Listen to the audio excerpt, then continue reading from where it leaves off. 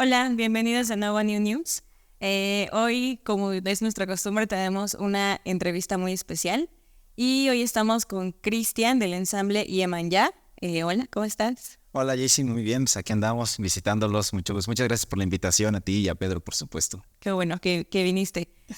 Cuéntame un poquito del ensamble. ¿Tú qué instrumento tocas? ¿En qué consiste? ¿Qué música tocan? Ok, bueno, pues yo toco la guitarra y también tengo un compañero con el cual hacemos el ensamble Yeman Jack, se llama Daniel Cortés. Ujú. Él también toca la guitarra, hacemos el dueto y Yeman Jack surge como una propuesta originalmente para hacer música. No tenía como tal en sus principios una idea clara, pero esa idea se fue aclarando con el tiempo y ya fue que fuimos creciendo y ya tenemos la propuesta que hoy en día pues vengo a decirte. Ujú. ¿Y cómo fue que llegaron ustedes a esa fusión como de la música tradicional con elementos de repente más contemporáneos? Cuéntanos cómo fue ese proceso entre ustedes. Uy, bueno, pues nos dimos cuenta de varias cosas. La verdad, el primero que se dio a la tarea de empezar a tocar música tlaxcalteca fue mi compañero, Daniel Cortés. Él empezó con un proyecto de realización de videos que están en YouTube acerca de la música tlaxcalteca tradicional y ya llevadas a sus contextos como de los huehues, el jarabe, ¿no? Ya después cuando lo conocí me gustó mucho esa propuesta y pues las cosas como se fueron dando, toqué con él, empezamos a tocar esas piezas Ujú. y nos dimos a la tarea de seguir esta línea porque nos dimos cuenta que hay artistas que están tratando de tocar la música tlaxcalteca y de rescatar. Bueno, no sé si la palabra correcta sería rescatar, porque también, como él dice, no somos Superman para decir que rescatamos música, ni mucho menos. Pero fue ahí que esto se empezó a florecer y a través de la propuesta dijimos, ¿cómo ha sido la música tlaxcalteca a través de los años? ¿Dónde estuvo hace 200 años y dónde está hoy? Y fue por eso que nace esta combinación desde la música del siglo XIX más o menos, que es la tradicional, hasta las nuevas propuestas que nos dimos a la tarea de saber quién está haciendo música tlaxcalteca y por qué la hace, ¿no? Y bueno, Interesante. ahí salió todo esto.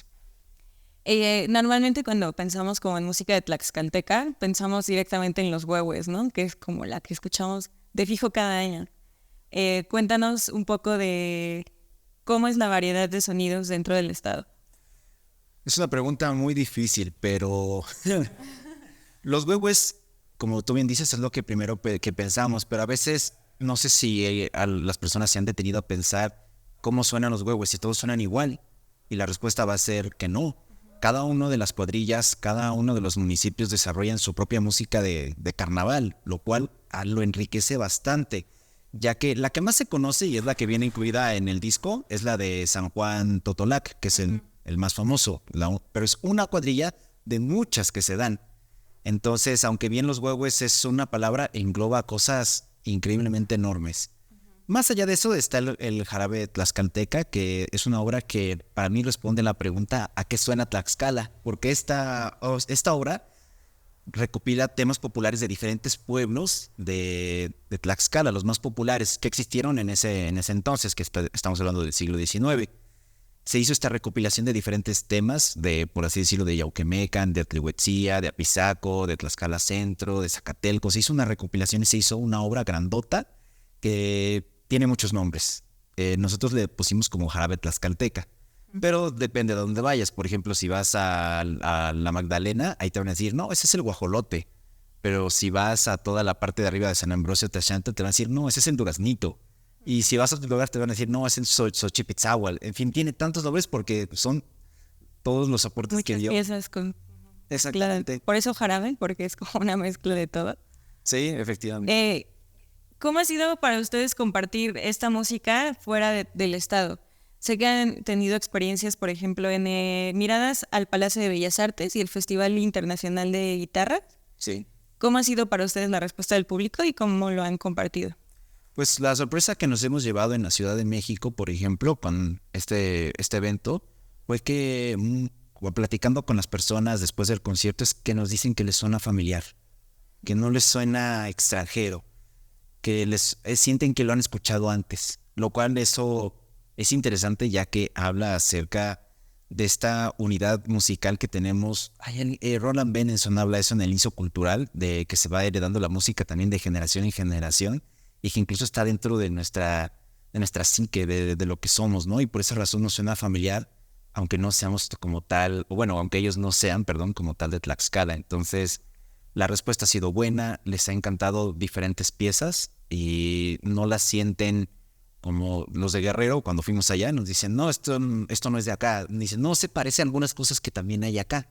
No iguales, pero lo relacionan. Entonces, es interesante esta conexión que se da en todo el país. ¿Y cómo encontraron ustedes a la mejor inspiración de un lado y del otro entre combinar como los cantos tradicionales, la música tradicional, con artistas más contemporáneos? Pues nos queda claro que los artistas contemporáneos, bueno, no puedo decir que todos, porque también hay arte de vanguardia, que esa busca romper con todos los cánones estilísticos y de tradición, pero al menos los compositores que manejamos se basan en la tradición. El compositor Luis Farfán hizo un guapango, que cualquiera que lo escuche va a decir, ay, qué raro guapango, tiene una sonoridad un poco extraña, ¿no? Incluso pueden decir, esto no es un guapango, pero es que depende de la región donde lo escuches. Lo que hace el maestro es que toma esos elementos tradicionales y los evoluciona, los lleva a su contexto, a su propuesta. Si siguiéramos haciendo lo mismo, pues no avanzaríamos. Y por esa razón es que también la música tradicional en los nuevos compositores se tiene que modificar. Tiene que haber modificaciones para que la cultura también sobreviva. Es importante que ese constante manejo de la cultura para que pueda asegurar su supervivencia. Lo mismo hace Lorences con las campanas del siglo XVI. Ella utiliza la vida campesina, utiliza elementos tradicionales de su pensamiento religioso para poder trascenderlo, ¿no? Entonces es ahí la conexión, que son basados en lo que se hacía antes, pero lo moldean y lo llevan a su contexto. Justo esa era como parte de la siguiente pregunta. Creo que está muy específica, pero a ver si nos puedes como contestar esa duda. ¿Cómo ustedes podrían describir el imaginario sonoro de Tlaxcala a través de la propuesta artística que ustedes están haciendo? ¿Tú sientes que esta música te evoca a ciertos lugares, a ciertos momentos? ¿Cómo podrías describir qué es como la experiencia de escuchar su propuesta? Igual es una pregunta complicada, pero lo que puedo decir es que toda música tiene un porqué, tiene un origen, engloba tradiciones, pensamientos, sentimientos, acciones, momentos, historias, símbolos, tiene todo tiene esa música. Entonces, si agarramos una parte, por ejemplo, bueno, tú mencionaste los huehues, tiene mucho significado. Entonces, el imaginario sonoro de Tlaxcala es que cada una de las piezas, la música por sí sola es solamente un elemento de algo mucho más amplio, que es toda la cultura. ¿Qué es lo que hace el disco? Separa los elementos de todo lo que conlleva, ¿no? El jarabe tlaxcalteca es bailado, pero pues ahorita pusimos solamente la música. Entonces, el imaginario sonoro de Tlaxcala es que está compuesto de tradiciones. Todo es tradición, todo es sentimiento, todo es la gente que la hace. Entonces, cuando escucho las obras del disco, escucho escucho a ti, escucho a Pedro, escucho a todas las personas que están en el centro, porque es el pensamiento que tenemos. Ok, qué interesante. ¿Tú cuáles consideras que son los elementos históricos o culturales que ustedes rescatan a través de su proyecto? Bueno, insisto en la palabra rescatar solamente. Bueno, sí, que ustedes continúan como expandiendo, ¿no? Reinterpretamos, ¿no? Sí. Y pues seguimos tocando obras que a lo mejor no han sido tocadas, pero hay una obra en particular que esa la consideramos como una de las obras que habían quedado rezagadas con el tiempo, que es el Crepúsculo del Zahuapan. Incluso desde el título, cuando leí el nombre dije, ¿quién le puede dedicar una obra al Zahuapan, no? Como, ustedes díganme, ¿no? Si les digo el río Zahuapan, una obra dedicada al Zahuapan. No te sientes muy inspirado. No. Pero ahí el contexto de la obra, que fue compuesta el 1 de abril de 1943. Bueno, fue publicada, no sé si fue hecha antes. Pero bueno, el punto es que lo que hace la obra es es que en ese momento el Zaguapan no estaba contaminado. Era un río vivo donde había peces y la gente salía a lavar su ropa o incluso a bañarse, ¿no? Lo cual nos lleva a una moraleja que es el pasado de un pueblo que se ha convertido en ciudad. Y es esta obra que había quedado pues rezagada en el tiempo. No se tiene registros de que se haya tocado, ni mucho menos. Entonces, esta obra en particular es la que tiene este valor que tú dices de volver a sacarla a la luz, ¿no? Es la que más representa esta pregunta. Qué bonito pensar como escuchar la música y pensar en saber el contexto y poder como imaginarlo, ¿no? Justamente como unir las piezas. Hablando un poco de eso, ¿podrías hablarnos sobre el tema danceros y lanceros y su relación con el carnaval Tlaxcala? Por supuesto, pues como te había mencionado, es el tema de Totolac, el cual, Zaguán Totolac, el cual es el más famoso que se escucha en Tlaxcala, es una de las cuadrillas que más se escuchan. Y pues es imposible que hagamos un disco de música tlaxcalteca sin considerar, por supuesto, a los huevos, ¿no? Que pues es una burla a todo. Al inicio se tiene la idea de que es una burla a los españoles, pero en realidad, como ha evolucionado la historia, es una burla a todo. Y cada pueblo lo representa de diferente manera. Hay una cuadrilla en Atlihuetzil que utiliza en las partes de atrás caricaturas de ¿cómo se llaman? De Bugs Bunny, del demonio de Tasmania, cosa que eso obviamente no existía. La tradición. Pero como te digo, la tradición se va renovando a sí misma, porque si no muere. Por eso los huevos no han muerto y sigue todavía más fuerte, porque es algo que se renueva y se renueva y se renueva y se renueva. No podemos ser muy dogmáticos con el jarabe, con lanceros o danceros, porque pues, es algo que se va modificando, ¿no? Y de hecho el título Lanceros o Danceros, en realidad, por investigaciones que hemos encontrado, y espero que si hay algún investigador no me satanice por eso, de verdad que tenemos nuestro sustento, originalmente se le dice lanceros, con N, pero tenemos la teoría de que, pues conforme fue pasando el tiempo, decían, ¿cómo se llama la música? Lanceros, o fue esa confusión, que ya también se le conoce como danceros. Ok. Pero pues fue también porque da la referencia que es la danza, pero originalmente el nombre es lanceros. Y, por ejemplo, con Fantasía Taurina, me surge un poco la duda, tal vez ahí es como más opinión personal.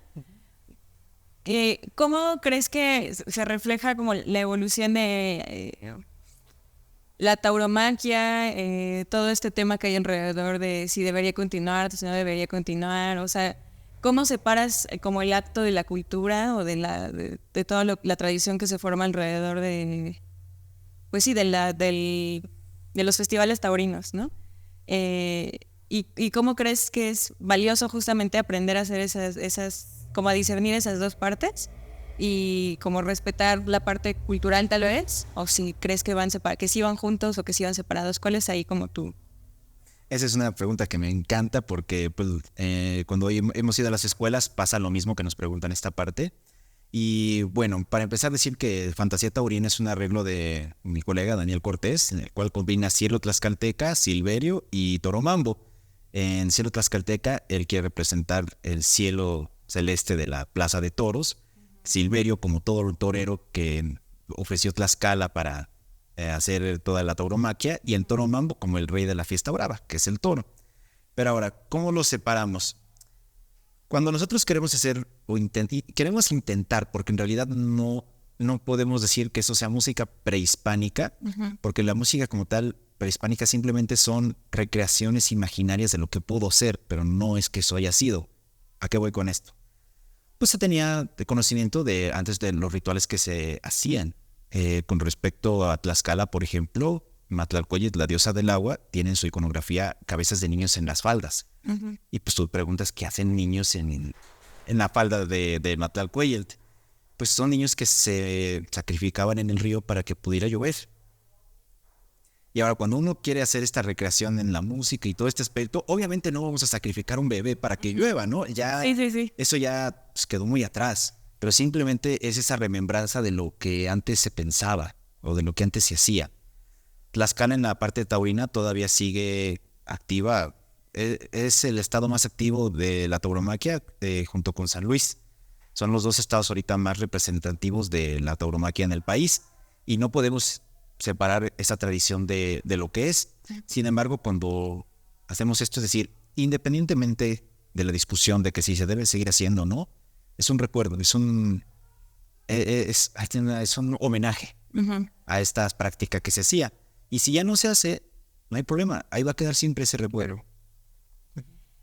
Quería preguntarte sobre el compositor Estanislao Mejía en la música Elegía de las Lágrimas, y cuál es como su estilo, qué busca rescatar en esta obra. Bueno, no rescatar, sigo con la misma palabra, No te preocupes. pero qué busca evocar con esta obra. Bueno, Estanislao Mejía es un compositor tlaxcalteca que, digamos que en el ámbito académico, o que también las personas lo conocen como música clásica o de concierto, él es el principal exponente. Y fue el director fundador de la Facultad de Música de la UNAM. Entonces es una personalidad que no ha sido, para mi parecer, tan resaltada o homenajeada como debería. Pero bueno, Estanislao Mejía saca en un libro de 2 canciones mexicanas la Elegía de las Lágrimas. Hay que recordar que una elegía es el lamento de una persona que está en duelo porque falleció un ser querido. Pero hay que ser un poco más específicos. Cuando me refiero a querido, no me refiero a que fue cualquiera, sino es alguien en especial. Es alguien a quien tú amaste, llámese madre, llámese padre, llámese esposo, pareja, lo que tú quieras.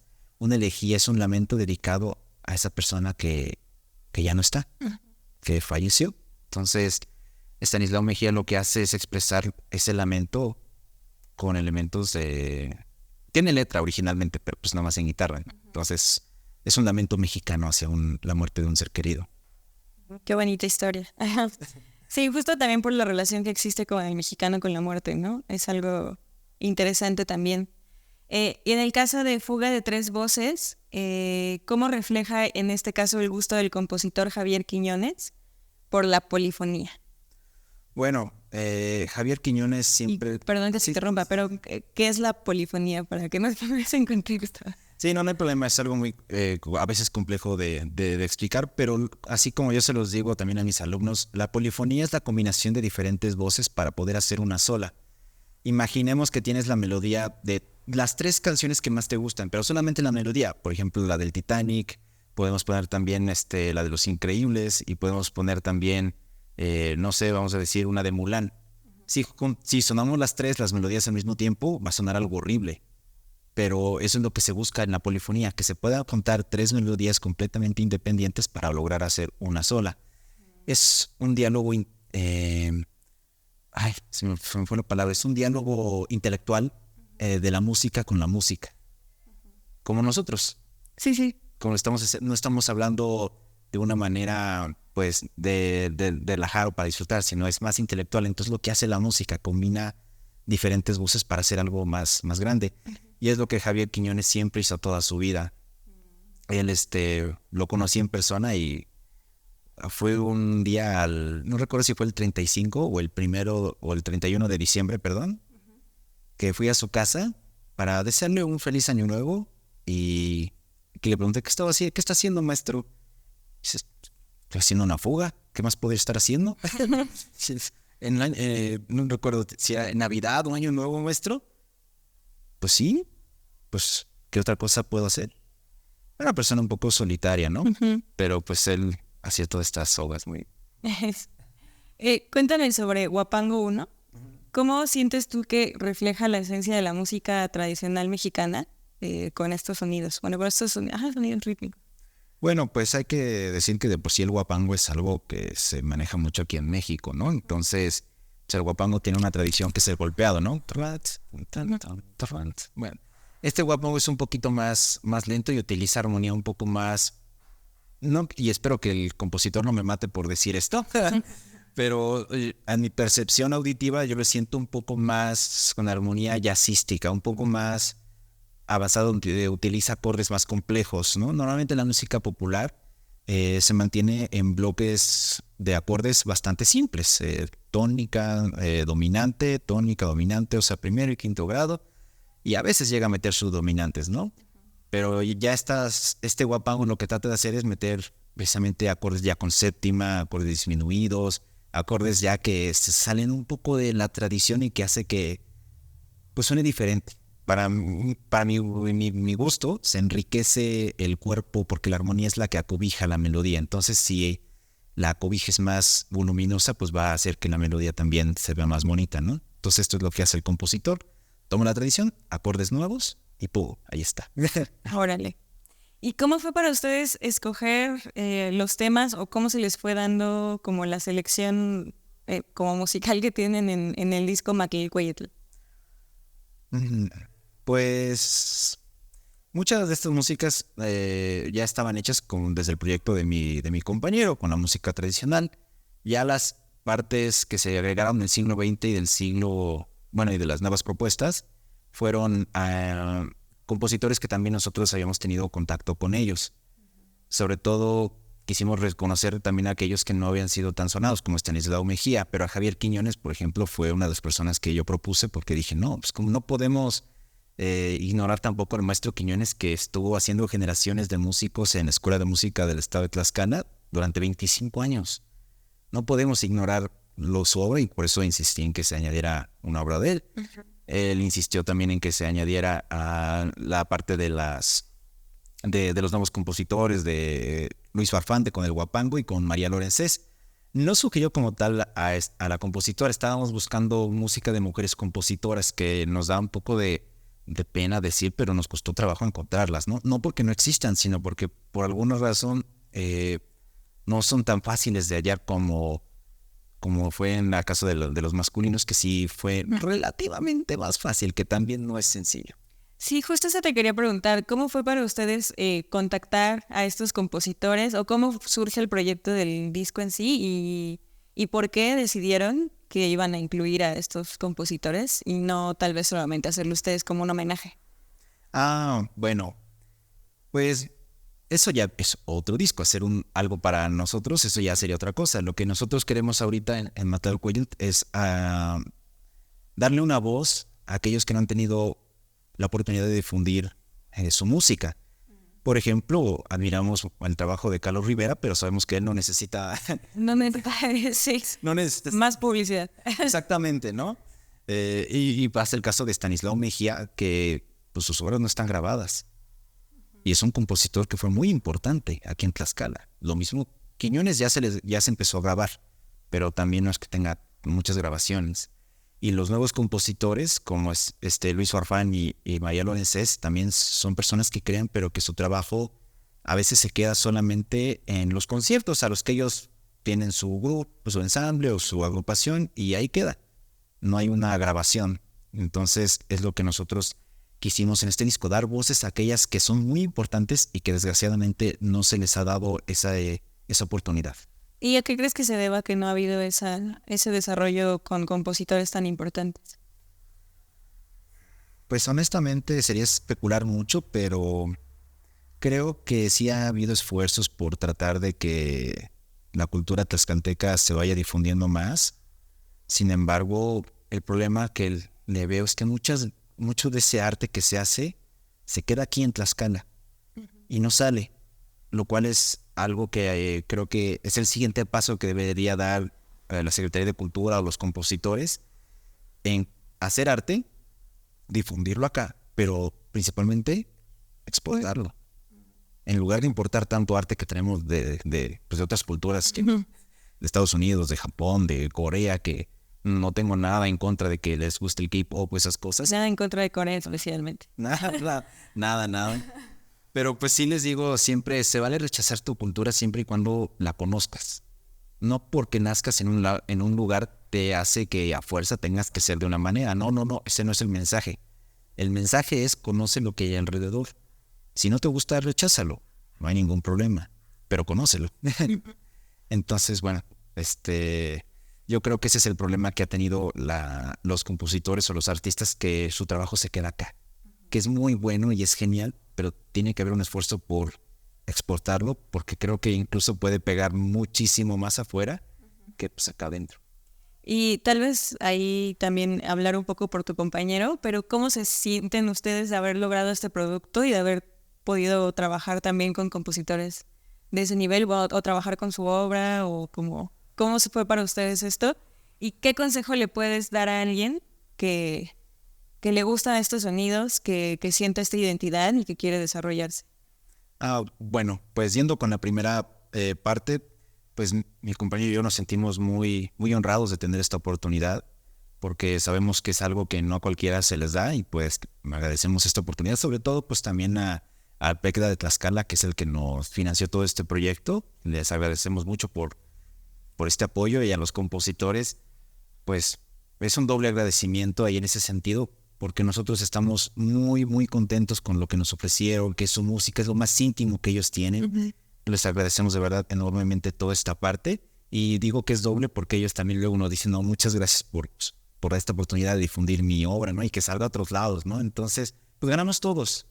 Ganan ellos porque al final su música sale de acá, se da a conocer en otros lados, y pues nosotros porque tenemos la oportunidad de tocar su música. Claro.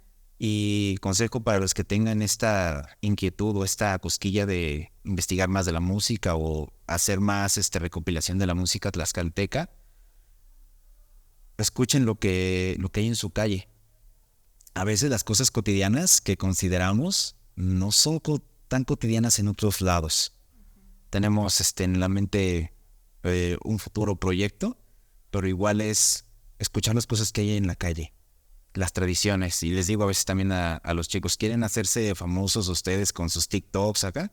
¿Por qué en vez de hacer TikToks que ya todo el mundo repite los mismos chistes, por qué no hacen un TikTok yendo con los huevos a bailar? Les aseguro que eso no hay mucho, ¿no? Entonces, si quieren explotar más esta fama o esta oportunidad, pues pueden hacerlo desde su contexto, que aunque ustedes no lo crean, mucha gente no lo conoce. Entonces, pues eso, y sobre todo que puedan redactar proyectos, porque todo si se queda acá no funciona. Tiene que salir del mundo de las ideas, como dice mi compañero, y plasmarse en un escrito, en un proyecto. Eso es importante. El decir que todo está acá no es profesional. Qué buen consejo. Lo metemos al top de mejores consejos. A lo mejor esto te lo tuve que haber preguntado al inicio, pero me surge ahorita la duda por las respuestas que me has dado. Pero, ¿puedo asumir que trabajas con niños? ¿O que has trabajado como con niños? Hace rato mencionabas algo de unos coros.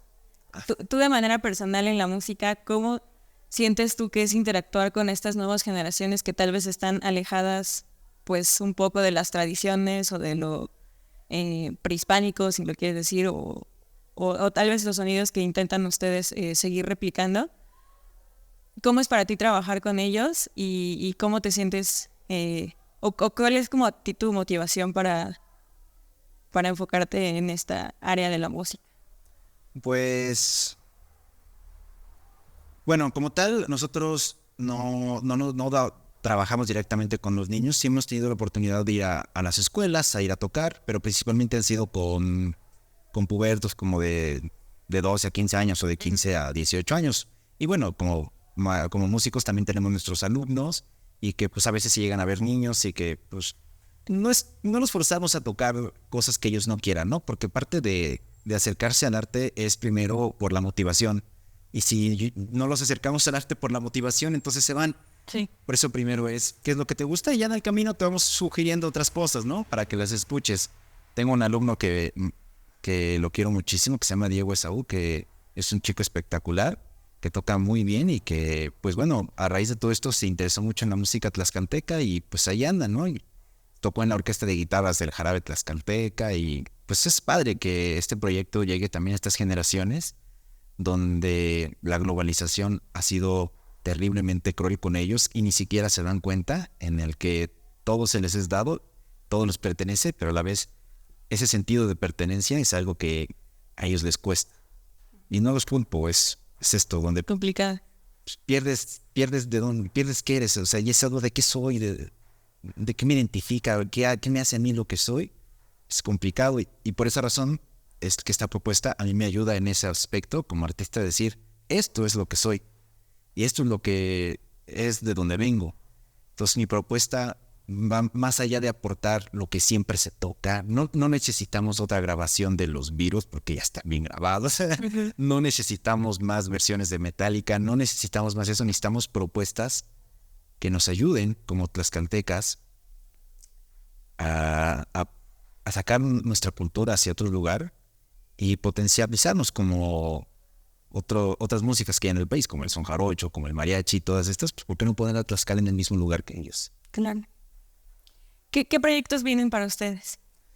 Bueno, pues más adelante seguimos haciendo la difusión del disco, en salir, tenemos los planes de ir a otros festivales de música para seguirle dando difusión, hasta hay planes de ir a Colombia y todo este aspecto. Y pues seguir en la producción discográfica, queremos hacer una trilogía de la música tlaxcalteca, así como mínimo, nos pusimos la meta de 3. Entonces, pues bueno, todo se cocina a fuego lento, pero pues ya verán más adelante nuestro siguiente proyecto, que no quiero anunciar el nombre porque pues, que sea Okay. Ya haremos aquí una segunda parte. Uh-huh. Pues muchas gracias por tu tiempo, gracias por compartirnos. Déjanos tu contacto, el contacto del ensamble, dónde los podemos buscar. Ya dijiste que están todas las plataformas, pero échate tu comercial. Bueno. Bueno, pues si quieren escuchar el disco, lo pueden encontrar en cualquier plataforma de streaming que ustedes utilicen mejor, ya sea Spotify, Apple Music, YouTube, está en la que ustedes gusten. Igual si quieren seguirnos, estamos en Facebook como Ensamble Yemanjá, con I. Bueno, de hecho creo que, aquí no viene, pero es con... no, sí, aquí está. Ahí está, Ensamble Yemanjá, con J también. Ahí estamos en Facebook y estamos publicando los conciertos, que por cierto tenemos uno el 23, o sea, dentro de una semana, en el Teatro Xicotenca, están todos invitados, la entrada es libre. Y vamos a estar regalando discos de música a quien conteste la trivia tlaxcalteca. Entonces, vaya. ¿Ya va a ser sorpresa o podemos estudiar? No, pues allá en el momento van a saber. En Puebla fuimos más amables con ellos, les preguntamos cosas más sencillas, pero... Una pregunta que podría hacer es ¿cuáles son los 4 señoríos de Tlaxcala, no? Luego les compartimos la respuesta. Pues muchísimas gracias. Pues ya saben qué tienen de tarea hoy. Vamos a escuchar este disco, vamos a ayudar también un poco a la difusión. Pues igual aquí ayúdenos con un comentario, un like, eso nos ayuda un chorro. TikTok, Facebook, Instagram. Ahí nos pueden buscar como New News MX. Y pues eso sería todo. Nos vemos en la próxima. Muchas gracias. No, muchas gracias a ustedes. Bye. Pronto.